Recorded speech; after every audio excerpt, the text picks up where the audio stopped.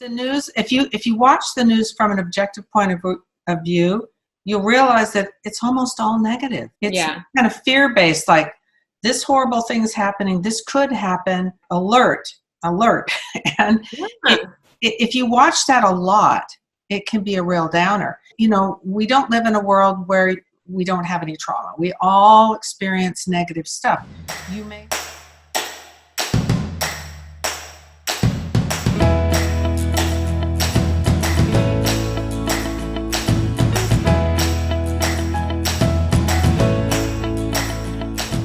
Hello everyone, welcome back to the Fascinating Womanhood channel, where we talk about all things that have to do with femininity and building strong relationships. I am Cherry Lynn, and I'm here with Dixie, Andelin, Forsyth. Hi Dixie. Hello.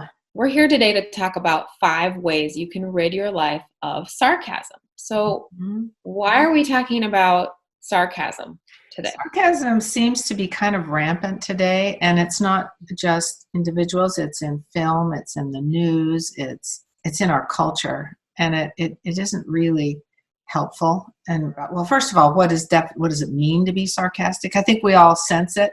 So I looked it up on Wikipedia, and it says the use of irony to mock or convey contempt. So we all know that it's barbed, that there's an anger behind, and then people sometimes say, "I was just kidding," when you know that they weren't, because they protect themselves against having to own their feelings by speaking this way. But the problem is, all of us, when sarcasm is directed at us, we all know what it means, and it hurts or it angers us. So to get rid of sarcasm in our life can only help us.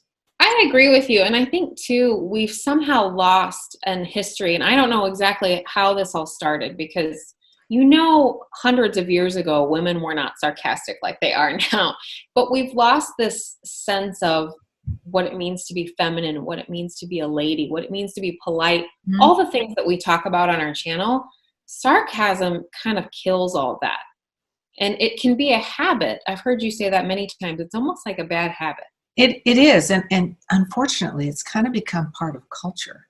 So it's a little more challenging for us, but we can do it. We can rid our own personal lives of it by working on it. Just like you work to learn to be a good cook or anything else. You can learn to do this. The earth is a lot older than we are, fortunately. And there's been a lot of cultures that have come and gone, a lot of civilizations. And so I only know about probably the last 100, 200 years, because there isn't a lot of information on things like ancient Rome.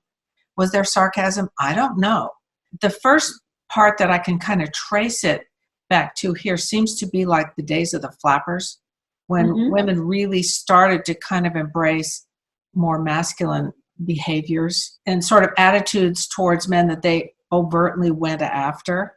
Kind of started in the 20s. Could have been before then, but that's the earliest that I can kind of research and find it. I think we wanted to kind of look just a tiny bit deeper at how this started, because it helps us to understand how we can kind of get away from it, to know how it. Okay, first you have to look at it. Say, I don't like this. I don't like it directed at me, and I don't really feel good when I am sarcastic with somebody else. So number 1 we put is work, and this is not an instant thing you do in one day, but you work at accepting people at face value.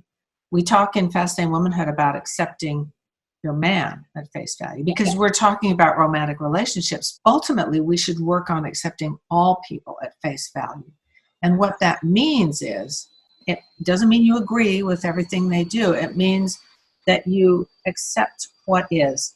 Let's say on a more personal level, let's say you have someone in your family, your loved one or a friend or anybody, who's kind of a night owl and you're a morning person. Accepting them at face value means that you just say, okay, so-and-so is a night owl. You don't keep working on trying to change them into a morning person. You accept what is. It's like you're taking information. Joe is a morning person. Sally doesn't like pickles.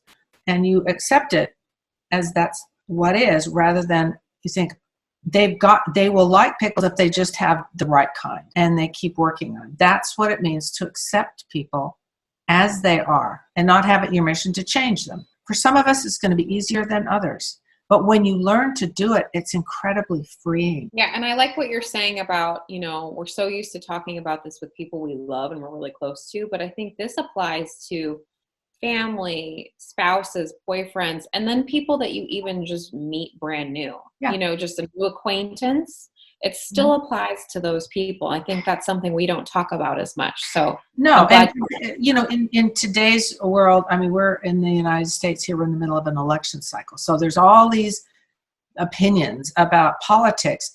If somebody is of a different political opinion than you, you can accept that, like, this person doesn't believe in this or does believe in that, and not argue with them to try to change them. Number 2, this one is really easy, and you can do this immediately. Practice gratitude daily. And what that means is in my book, Fascinating Womanhood for the Timeless Woman, I talk about the dopamine shower, because when you feel gratitude, you don't just think it, you actually allow yourself to feel grateful. It releases a chemical in your body called dopamine, which feels good. You can have access to this anytime, any place that you want. The key is to stop for a minute, take a few minutes, and think about some of the things that you're really sincerely grateful for. And you don't just think of them, then you allow yourself to feel the feelings of gratitude. Like, I am so grateful that I have a house to live in. And then you allow yourself to feel it. I am so grateful that the sun is shining today.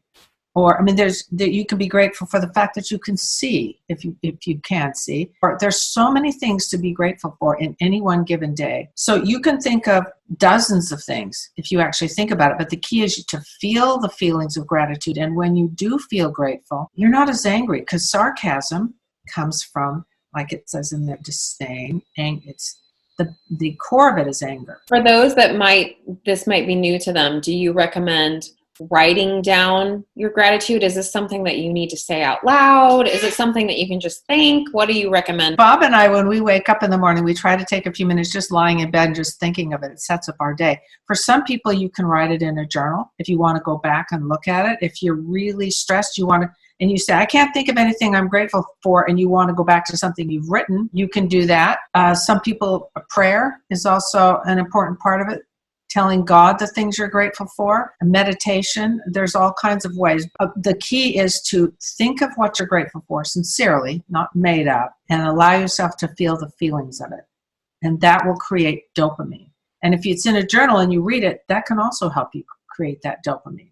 And dopamine makes you feel better, happier, and you're not going to be as inclined to be sarcastic. Number 3, be honest with yourself about your feelings. Now, some people aren't good at that, right? They think, I have no idea what to do. And that's something that you have to practice. I think this is really vague to just say, be honest with yourself. Like, how do you have the perspective that's accurate on your own self? And I think it can take a lot of practice. I know in my younger years, when I was maybe an older teenager and a younger adult, I had a habit of listening to music that took me to a bad place. And there's music out there that the lyrics can be very dark to you personally, maybe not to other people, but to you personally, and take your mind to a place that will take you into an angry state. And which is in Fascinating Womanhood we call the basement. Yes, and for me, I don't want to say addicted, but I became rather obsessed with music like that for a very short amount of time, I guess.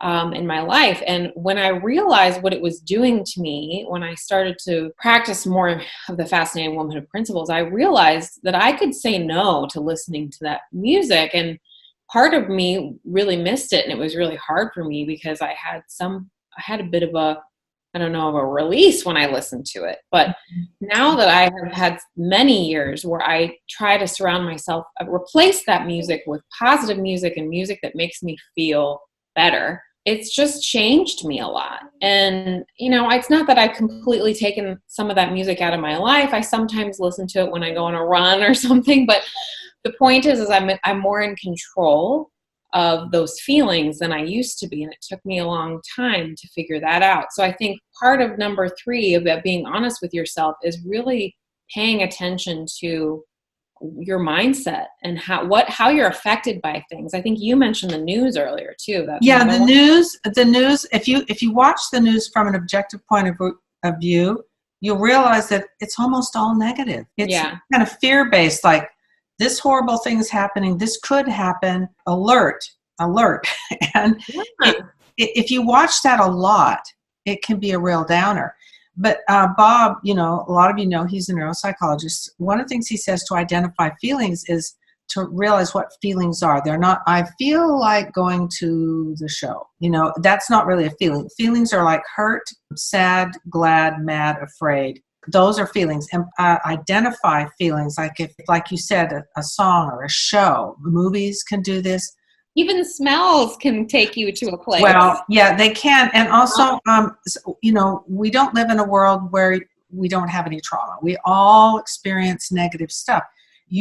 Somebody may have said something that triggered a childhood memory that was fearful or abusive or anything like that. But the more you can recognize that, oh, I feel this, and this is why I feel this, just labeling it helps you to not have to stay downstairs with that feeling. So because a lot of times sarcasm comes from, it's kind of a sideways release of something that isn't really directly at it. So it can't really solve the problem, if that makes sense. And it hurts other people. It just isn't good. Number 4, service to others. Very simple.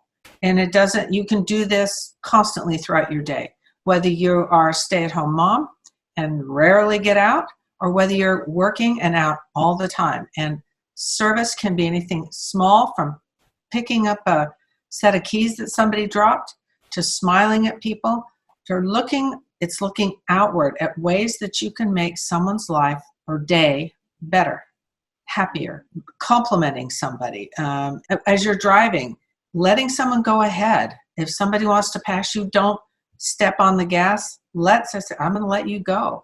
That's a good one. I never thought about that. Simple. Just think it's of no consequence to me whether I get somewhere faster than you.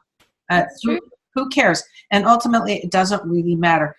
Give it to someone. If someone wants to have the last word, it's free. Give it to them, even if you don't agree with them. And you can do that on social media. People do these little argument things all the time. Let them have it. So what if you don't agree with them? It doesn't matter, really. Make their day. So there are thousands of things you can do if you have the mindset of, how can I make today? How can I do something kind for someone else? Maybe your children, your husband. You should always do those anyway. Do something for someone instead of yourself first. Like if one of your family needs you, I'll take care of them first and then me. I'll serve them the bigger piece. I'll serve them first. And that mindset will help you to avoid sarcasm. Number 5, this one is another one that isn't just super straightforward. It's taking care of yourself. And some of you might think, what does that mean? I'm a busy mother. I don't have time to take care of myself. There's many ways to take care of yourself, and they're not all getting 8 hours of sleep a night, because sometimes you can't. I've got a granddaughter who has two little kids, and they're both babies. They're very close together in age, and I know she isn't getting much sleep.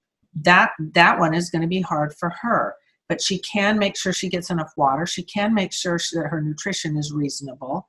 She can work on things. You can work on things that trigger you, and that points back to learning to be in touch with and honest with your feelings.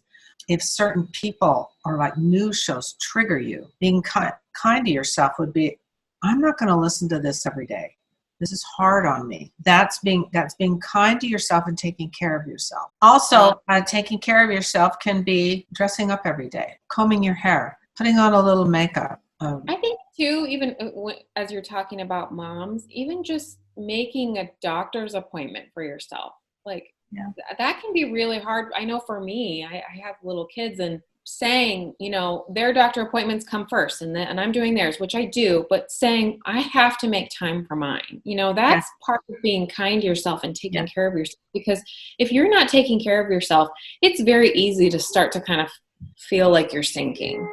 Yes, and everybody else doesn't know. No one else knows exactly what you need better than you. Like if you need better nutrition, your body's going to feel it. Nobody else knows what your body feels but you. If you want to lose a little bit of weight, work on that a little bit.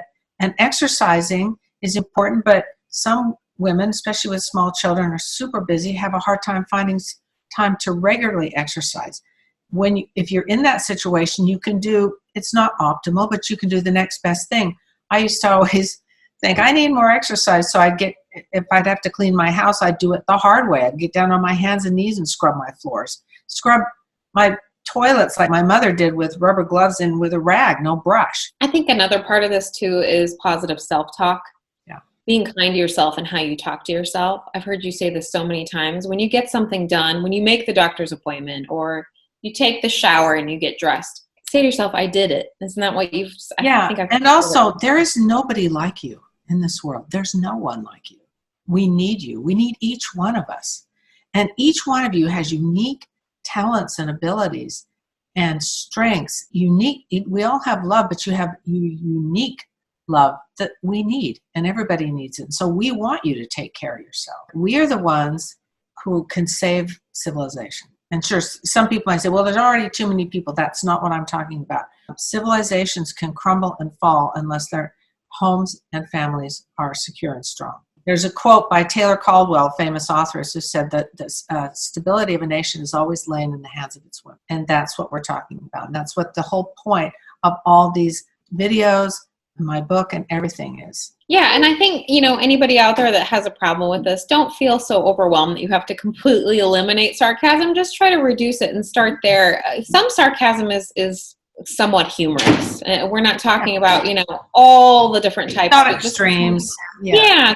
This is more about if you're really feeling like it's creeping into your everyday life and it's affecting you, these are some things that you can do. And I think these are such great steps. And thank you so much for sharing all of your wonderful advice. I think this is a very powerful subject. If anyone else out there that's watching thinks we forgot anything, if you have any tips to help you to reduce sarcasm, let us know in the comment box down below. And I will attach in the description box all the places that you can find out there on social media, as well as how to find Dixie's books. All of her materials will be linked down below. And we're here every week, so don't forget to check back with us next time. We'll see you then. Bye. Bye.